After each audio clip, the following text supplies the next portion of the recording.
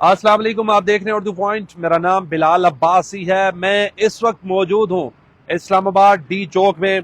मेरे अकब में इस तरफ डी चौक है और मेरे अकब में रेड जोन है, पार्लियामेंट हाउस है, सुप्रीम कोर्ट ऑफ पाकिस्तान है, एम्बसीज हैं और बहुत से सरकारी और अहम बिल्डिंग्स हैं। जो खबर फैलाई जा रही थी कि इस्लामाबाद डी चौक में रेंजर्स को तैनात कर दिया है, पुलिस बहुत बड़ी तादाद में मौजूद है, कंटेनर्स लगा दिए गए हैं, इस हवाले से ये आप मेरे अकब में बराह रास्त साहब ने जब 24 नवंबर की कॉल दी थी, उस वक्त ये रेड जोन एक नहीं, दो नहीं, तीन नहीं, चार नहीं, पांच लेयर्स के साथ बंद किया गया था।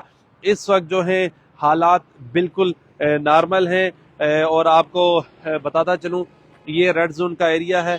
आप देख सकते हैं दूर दूर तक कोई पुलिस एहलकार भी मौजूद नहीं है। ये सीडीए का एक ट्रक है जो मौजूद है, जो पुलिस एहलकार होते हैं। इससे पिछला जो ये आप देख सकते हैं, बिल्कुल इस वक्त जो रेड जोन जाने वाले रास्ते हैं सारे खुले हुए हैं और एक जो रास्ता है वहां पर खारदार तार लगाई गई है। जो हालात हैं वो बिल्कुल नॉर्मल हैं, सिचुएशन बिल्कुल नॉर्मल है, एवरीथिंग अंडर कंट्रोल है। यहाँ पर जो कंटेनर्स थे उनको भी यहाँ से उठा दिया गया है।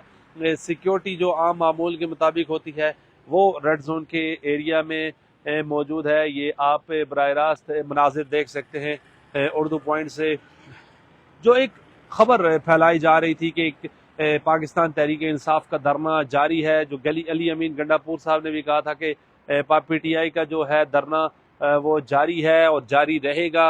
और इस हवाले से खबरें सर्कुलेट कर रही थी कि रेंजर्स को फिर तैनात कर दिया गया है इस्लामाबाद में, फिर से कंटेनर लगा दिए गए हैं, लेकिन बिल्कुल किसी किस्म का कोई कंटेनर मौजूद नहीं है। तमाम शाराएं खुली हैं, आम मामूल के मुताबिक ट्रैफिक है चल रही है। पिछला हफ्ता यही डी चौक मैदान जंग का मंजर पेश करता रहा है, लेकिन अब तमाम जो सिचुएशन है अंडर कंट्रोल है, बिल्कुल किसी किस्म की कोई रेंजर्स मौजूद नहीं है और रेड जोन भी बिल्कुल खुला हुआ है। लेकिन एक जो रेड जोन जाने वाला रास्ता है, ये जो मेन डी चौक से है, यहाँ पर खारदार तारें लगाई गई हैं। सीडीए का